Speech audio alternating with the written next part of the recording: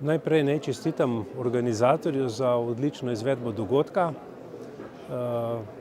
Bilo je res dobro izpeljano, vprašanja, ki so bila postavljena, so bila prava, sklepi, predlogi, ki so bili predstavljeni, so bili tudi pravi koraki v pravo smer, tako da 6 prioritet, ki so bile izpostavljene, mislim, da so ta prave prioritete, ki jih moramo v naši družbi narediti, torej v sodelovanju vlada in z ostalimi, tudi sindikati in delodajalci.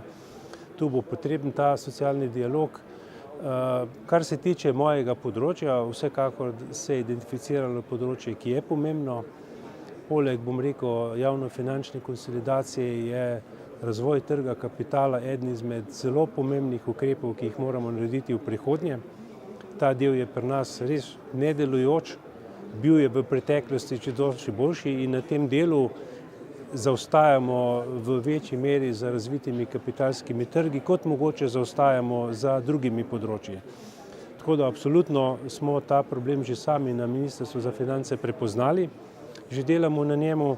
Naj povem, da kar se tiče zakonskih podlag, je na tem področju zelo veliko storjenega. Imamo recimo zakon, ki ureja področje skladov tveganja kapitala.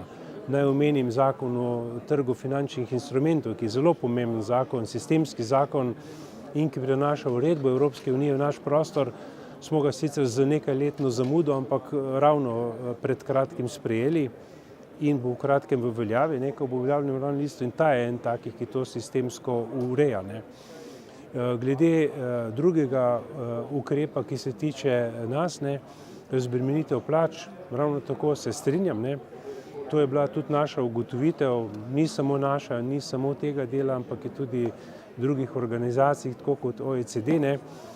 Mi v naši družbi moramo razbremeniti delo in seveda na Ministrstvu za finance v tem delamo. Razmišljamo seveda o razbremenitvah različnih področjih, razmišljamo tudi o razbremenitvi 13. plače, da tako rečem, zadeve so v teku in bodo v kratkem predstavljene. Tako da prvi ukrepi v smeri davčne optimizacije oziroma v delu, kot je bilo tu predlagano, razbremenitve dela, so že v teku, tako da jaz